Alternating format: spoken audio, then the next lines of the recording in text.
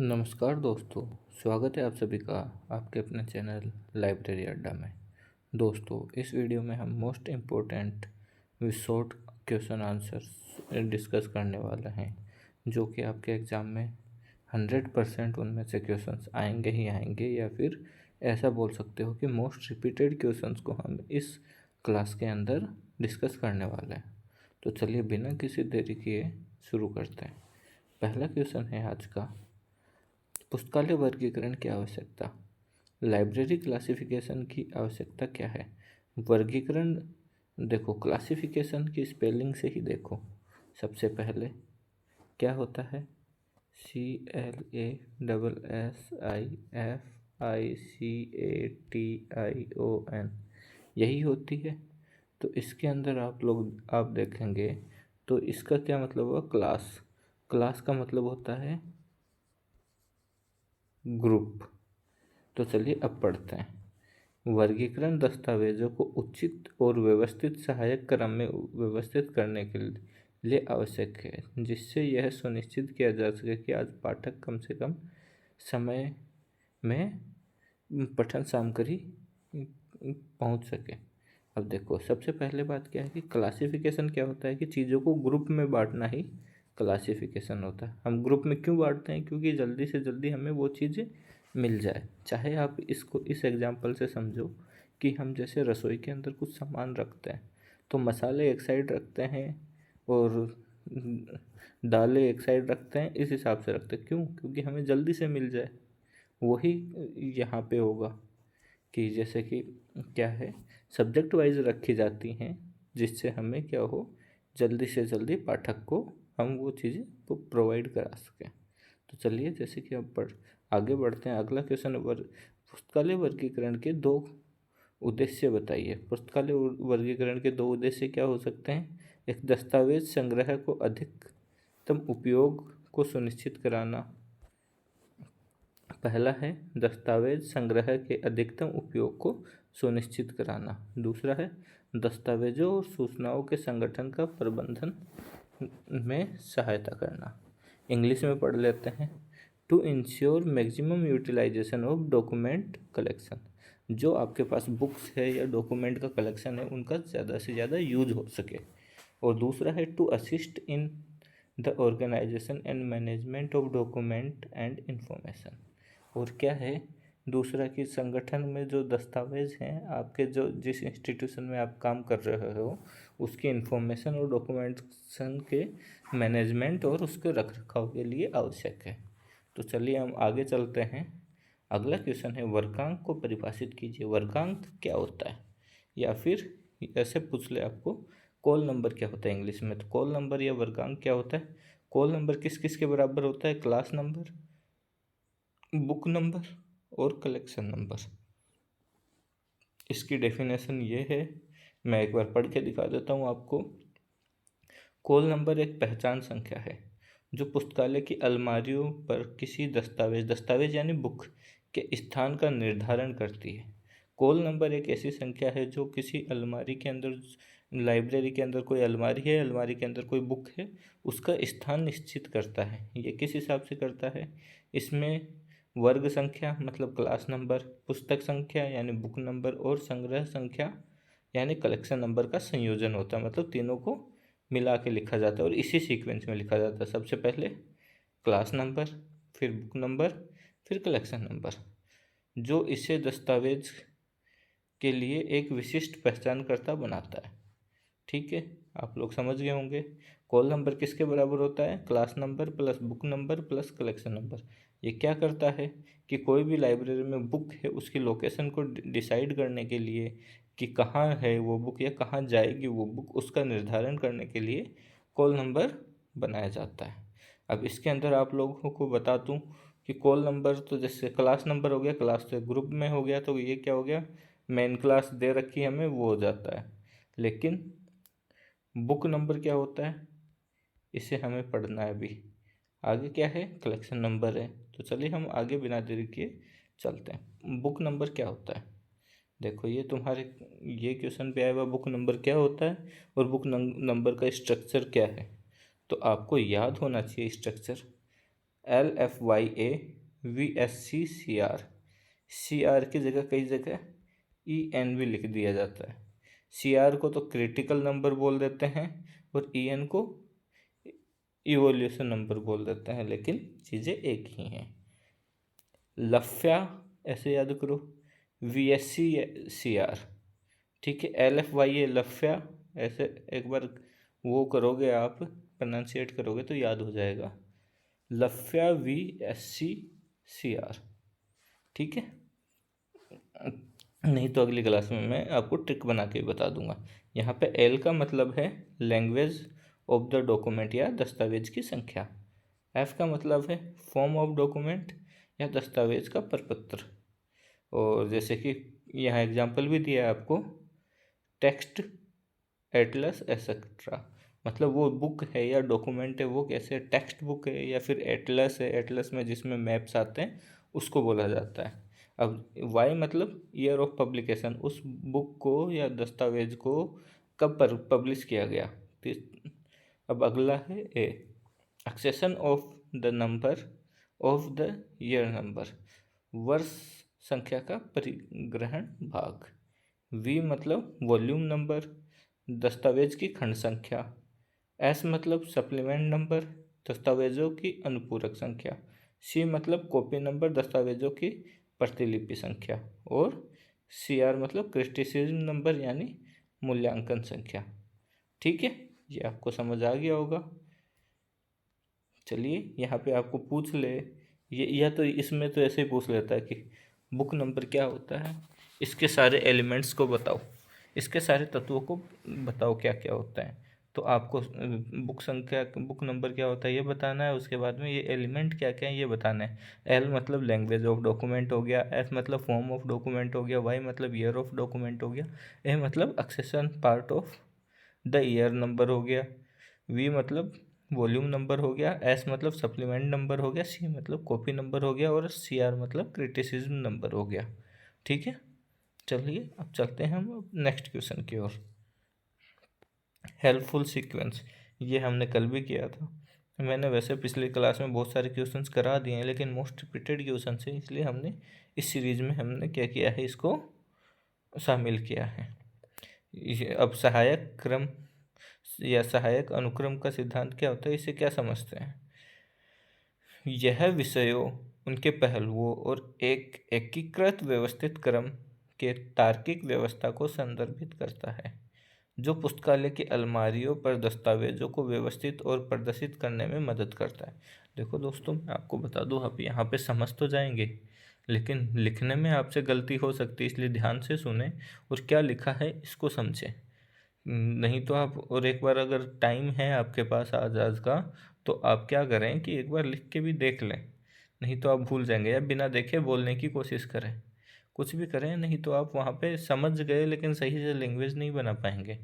तो helpful sequence क्या होता है, it refers to the logical arrangement of books और logical arrangements of subjects, their aspects and unified systematic order that helps in organizing and displaying documents on library shelves।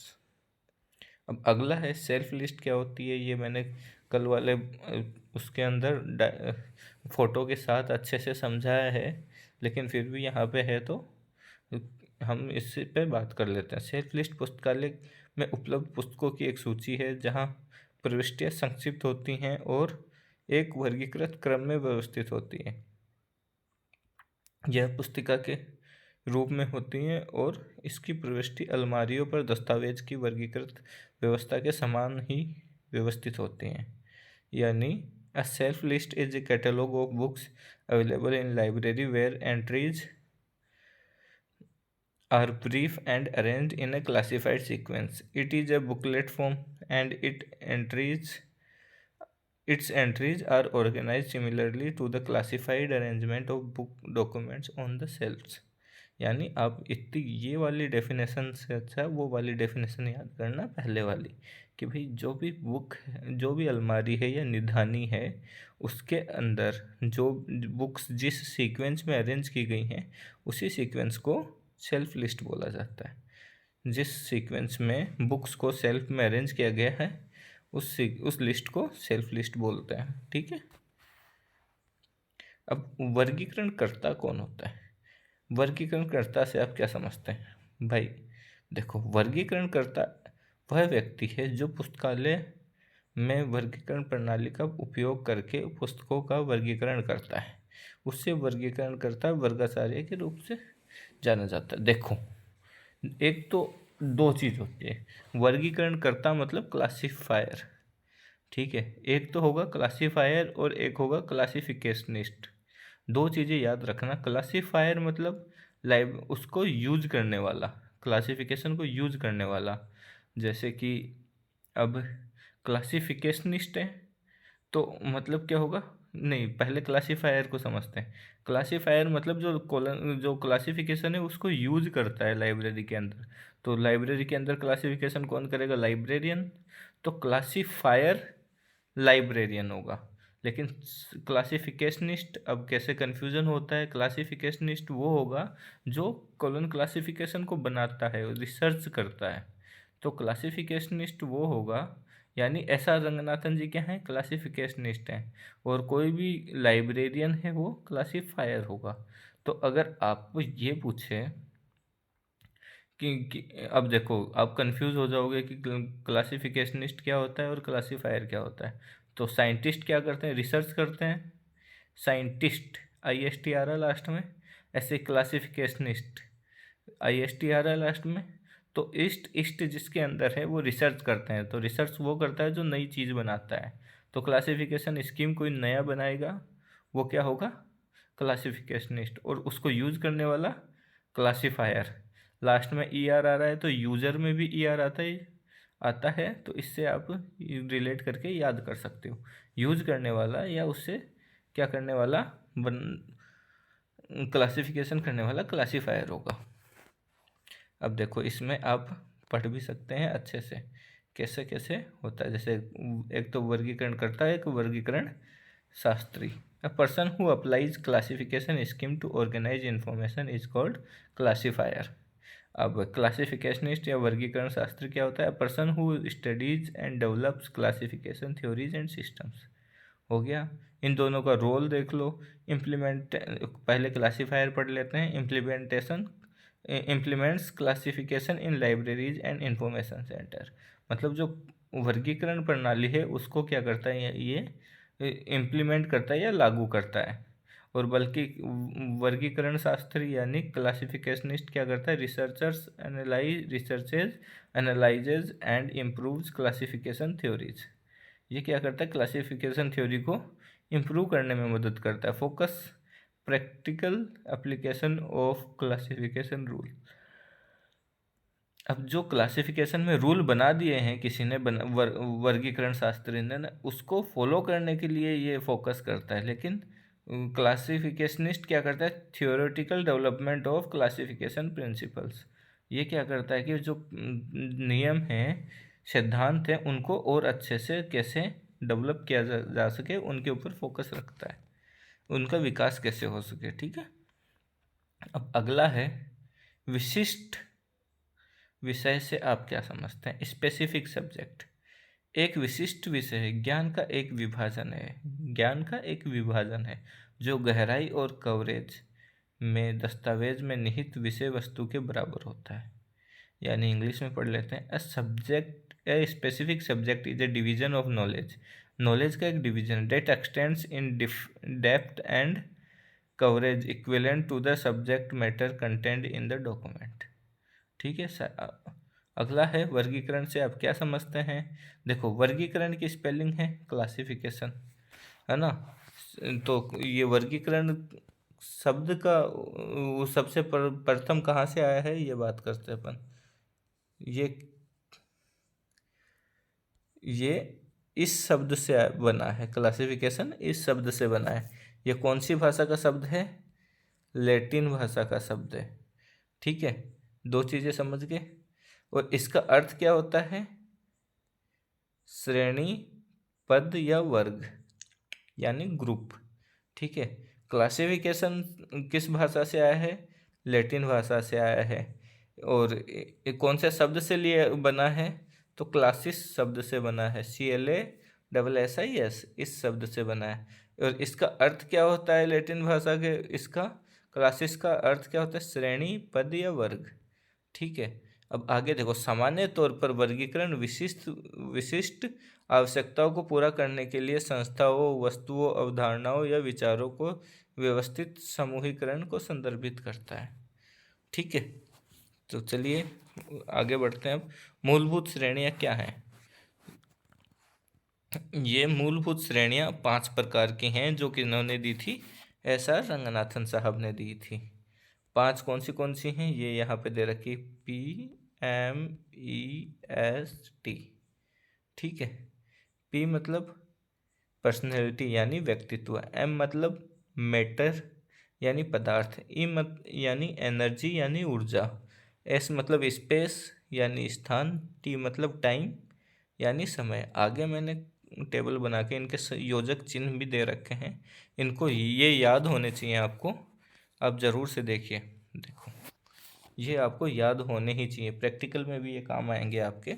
लिख लो ये तो कहीं पे भी, और आपके ये पूछ भी सकता है कि P का योजक चिन्ह कौन सा होता है, M का कौन सा होता है, ऐसे। तो देखो, सबसे पहले पर्सनैलिटी, 5 श्रेणियों में बांटा है ऐसा रंगनाथन जी ने। तो पहली श्रेणी है पर्सनैलिटी यानी व्यक्तित्व है। इसका कनेक्टिंग सिंबल क्या है, योजक चिन्ह, प्रतीक चिन्ह की जगह यहाँ पे लिखो योजक चिन्ह। ठीक है, तो क्या है, कोमा। दूसरा है मैटर, मैटर क्या है, पदार्थ, पदार्थ का क्या है, सेमीकोलन। सेमीकोलन कैसा होता है मैं यहाँ पे दिखाता हूँ, रुको आपको। यह इधर देखो, एक तो ये डॉट हो गया, एक नीचे कोमा हो गया।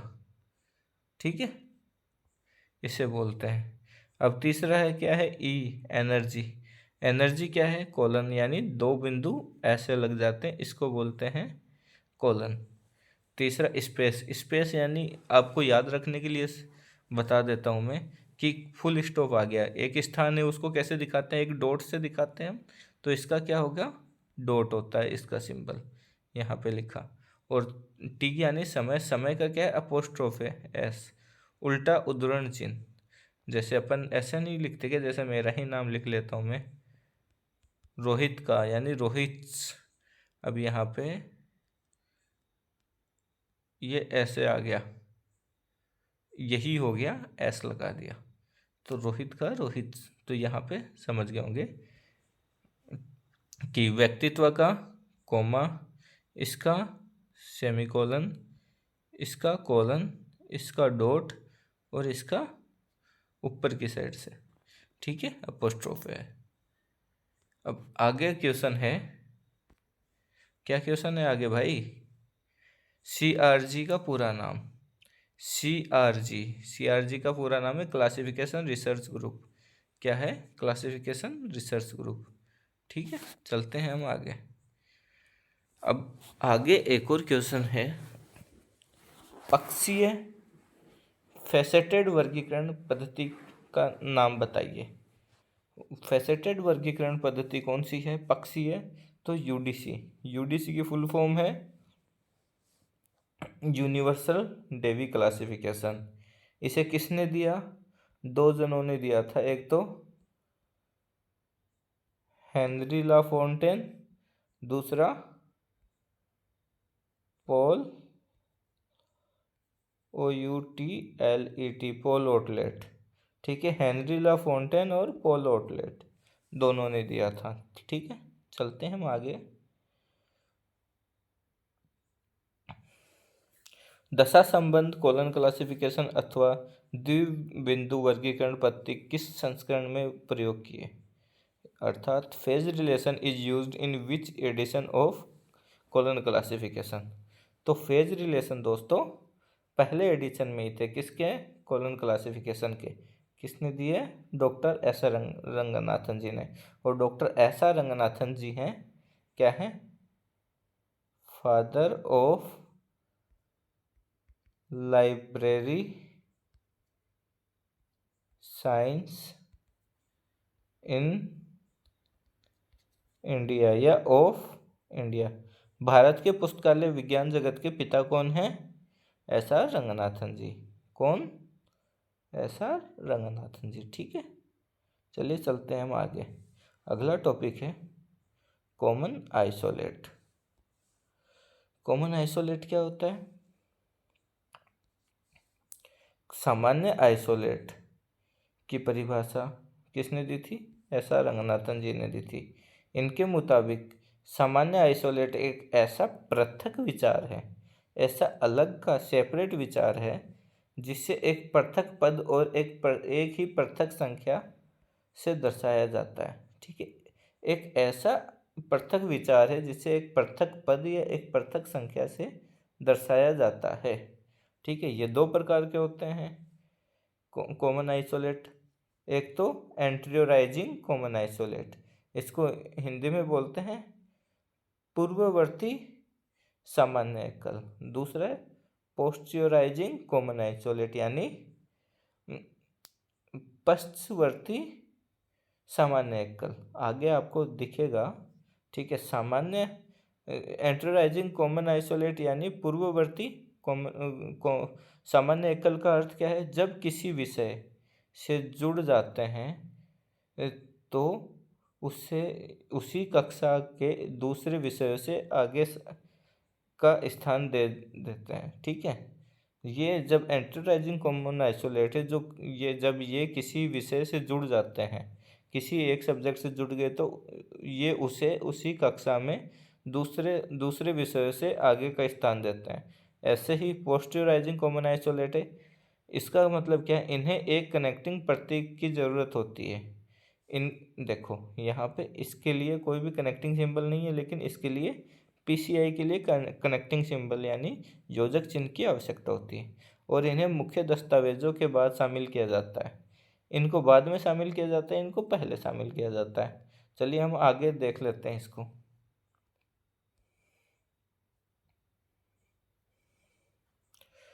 एंटीरियोराइजिंग कॉमन आइसोलेट, देखो मैंने बताया दो प्रकार के होते हैं कॉमन आइसोलेट या सामान्य एकल। पहला कौन सा? पूर्ववर्ती सामान्य एकल या एंटीरियोराइजिंग कॉमन आइसोलेट। दूसरा पोस्टीरियराइजिंग कॉमन आइसोलेट, CI का मतलब कॉमन आइसोलेट है, और यानी या फिर पश्चवर्ती कॉमन आइसोलेट। ठीक है, अब यहाँ पे देखो ये कहाँ कहाँ यूज होता है। अप्लीकेबल बिफोर स्पेस आइसोलेट यानी स्थान पक्ष के पहले। दूसरा आफ्टर स्पेस फेसेट यानी स्थान पक्ष के बाद। और तीसरा क्या है? After time facet. अब देखो 5 कौन से बताए थे मैंने मूलभूत तत्व, आपको याद होंगे। PMEST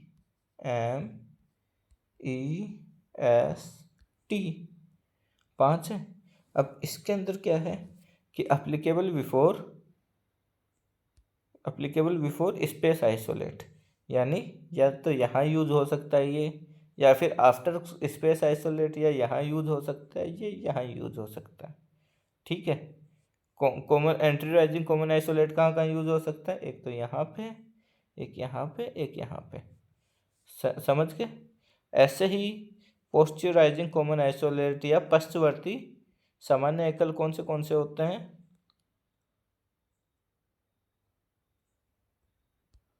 एक तो personality common isolate, space common isolate, matter, time, energy. ठीक है, इसमें ये सारे होते हैं। अगले हम चलते हैं अंकन। अंकन का मतलब होता है नोटेशन कितने प्रकार के होते हैं। अंकन क्या होता है? सबसे पहली बात तो अंकन है पुस्तकालय वर्गीकरण में अंकन प्राकृतिक भाषा में बदले प्रतीकों, संख्याओं को संदर्भित करता है।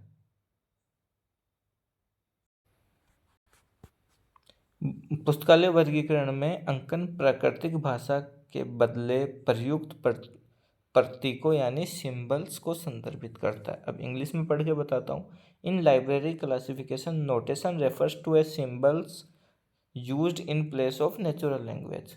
ठीक है, अब नोटेशन दो टाइप के होते हैं। यहाँ पे आप लिख लीजिएगा, ये मिट गया, कैसे मिट गया?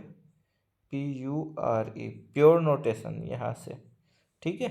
दूसरा है मिक्स्ड नोटेशन। दो टाइप के नोटेशन होते हैं, पहला और दूसरा। ये क्वेश्चन आया हुआ है कि अंकन के कितने प्रकार होते हैं या नोटेशन कितने प्रकार के होते हैं। तो कितने प्रकार के होते हैं? दो प्रकार के, प्योर नोटेशन, मिक्स्ड नोटेशन। अब आगे चलते हैं। प्योर नोटेशन क्या होते हैं? A classification system where the notation uses only one type of symbols. एक ऐसी वर्गीकरण प्रणाली जिसमें एक ही प्रकार के सिंबल्स का यूज किया गया हो, जैसे कि 1 2 3 4 5, खाली इन्हीं नंबर का यूज किया हो, या फिर ABCDEFGH ऐसे खाली ABCD का यूज किया हो, तो ऐसे अंकन को क्या बोलते हैं? शुद्ध अंकन बोलते हैं, यानी प्योर नोटेशन बोलते हैं। जैसे अब DDC है हमारी, DDC DDC में कौन सा अंकन यूज हुआ है? प्योर नोटेशन यानी शुद्ध अंकन। शुद्ध अंकन के फायदे क्या होते हैं? गुण क्या होते हैं? देखो अभी, सरल, पढ़ने लिखने या याद करने में आसान, पुस्तकालय कर्मियों और उपयोगकर्ताओं के लिए इस समय और प्रयास की बचत, लिखने और टाइप करने में त्रुटियों की कम संभावना। ये सारी चीज़ें होती हैं, क्योंकि अलग अलग सिंबल्स नहीं होते तो आराम से पढ़ भी सकते हैं, याद भी कर सकते हैं उनको, और सबको यूज करने में आसानी होती है, ठीक है। चलिए हम चलते हैं अब आगे, और लिखने जब समझ गए, याद रख लेते हैं, तो उनको लिखने में भी गलती नहीं होती है। ऐसे ही अब आगे पढ़ते हैं। अब जैसे कि क्या है कि शुद्ध अंकन तो वो हो गया, एक ही प्रकार का यूज किया सिंबल्स, वो शुद्ध अंकन हो गया। लेकिन अब अलग अलग प्रकार के सिंबल्स यूज कर लें तो वो क्या होगा?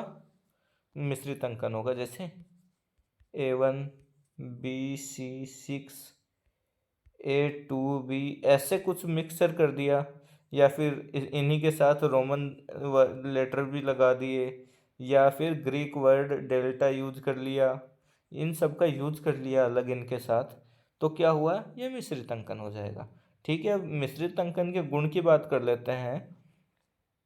तो क्या है? विभिन्न प्रकार के प्रतीकों के उपयोग के कारण एक व्यापक आधार जो प्रथम क्रम सारणियों के अलग वर्गीकृत की अनुमति प्रदान करता है। दूसरा, विस्तृत आधार के कारण छोटी वर्ग संख्याएं। अब देखो, आपको बोले कि कॉलन क्लासिफिकेशन के अंदर कौन सा अंकन यूज किया गया है? तो कॉलन क्लासिफिकेशन में किया है मिक्स्ड, ठीक है, और DDC में किया है प्योर। याद रखना, ये क्वेश्चन आ सकता है आपके। DDC में प्योर और कॉलन क्लासिफिकेशन में मिक्स्ड। अब आपको एक चीज़ और याद रखनी है, CC कब आई? 1933 में। DDC कब आया? 1876 में। और एक चीज़ और याद रखनी है आपको, CC को किसने दिया? SR रंगनाथन जी ने। और DDC को किसने दिया? मेलविल डेवी साहब ने, ठीक है। अब आगे देखो, CCF क्या है?